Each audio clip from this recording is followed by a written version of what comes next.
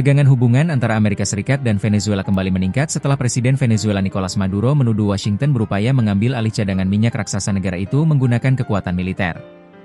Tuduhan tersebut tertuang dalam surat resmi yang dikirimkan pemerintah Venezuela kepada Organisasi Negara-Negara Pengekspor Minyak, OPEC, di mana Venezuela merupakan salah satu anggotanya.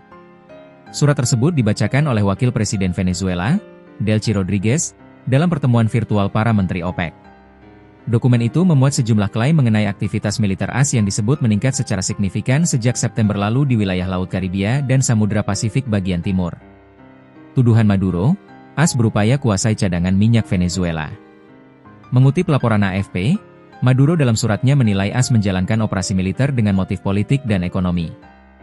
Ia menyebut Washington berupaya mengambil alih cadangan minyak raksasa Venezuela, terbesar di dunia, dengan kekuatan militer. Cadangan minyak Venezuela memang menjadi salah satu yang terbesar secara global. Namun beberapa tahun terakhir kemampuan produksi negara itu melemah akibat krisis ekonomi dan sanksi internasional. Pemerintah Venezuela menilai langkah AS sebagai bentuk tekanan geopolitik yang lebih luas. Dalam konteks tersebut, Maduro menyoroti operasi anti-narkoba yang dilakukan pasukan AS sejak September. Pemerintah Venezuela menyatakan operasi itu menyebabkan sedikitnya 83 orang tewas. Sementara tuduhan penyelundupan narkoba yang menjadi dasar operasi tersebut dinilai tidak disertai bukti memadai. Rentetan insiden, 2 serangan dalam 1 bulan. Media AS, termasuk The Washington Post dan CNN, melaporkan bahwa terdapat 2 insiden berbeda pada September yang menyebabkan sejumlah korban jiwa. Laporan itu menyebut salah satu serangan kedua bahkan menewaskan orang-orang yang selamat dari serangan pertama. Namun, pemerintahan Presiden Amerika Serikat saat itu, Donald Trump, tidak memberikan penjelasan rinci mengenai dasar operasi tersebut. Trump hanya mengatakan bahwa Menteri Pertahanan AS, Pete Hegseth, membantah telah memberikan perintah untuk menghabisi semua, sebagaimana diberitakan oleh media setempat. Kami akan memeriksanya, tapi saya tidak meminta hal itu, terutama serangan kedua, kata Trump. Pete mengatakan dia tidak memerintahkan pembunuhan 2 orang itu. Pemerintah AS menegaskan bahwa operasi di wilayah Karibia dilakukan sebagai bagian dari upaya penanggulangan penyelundupan narkoba internasional. Namun Venezuela berpendapat bahwa operasi tersebut melampaui batas dan mengancam kedaulatan negara. Respons pemerintah Venezuela. Ketua Parlemen Venezuela, Jorge Rodriguez, mengatakan dirinya telah bertemu dengan keluarga korban serangan tersebut. Ia tidak memberikan komentar mengenai kemungkinan adanya kontak atau pembicaraan langsung antara Trump dan Maduro. Namun terkait laporan media AS mengenai dugaan perintah menyerang tanpa pandang bulu, Jorge Rodriguez menyatakan bahwa tindakan yang menyebabkan hilangnya nyawa warga sipil atau tersangka tanpa proses hukum dapat dikategorikan sebagai kejahatan berat. Jika sudah ada deklarasi perang dan terjadi pembunuhan seperti itu, maka itu termasuk kejahatan perang, ujarnya. Karena tidak ada perang yang diumumkan, peristiwa itu hanya dapat digolongkan sebagai pembunuhan atau eksekusi di luar hukum.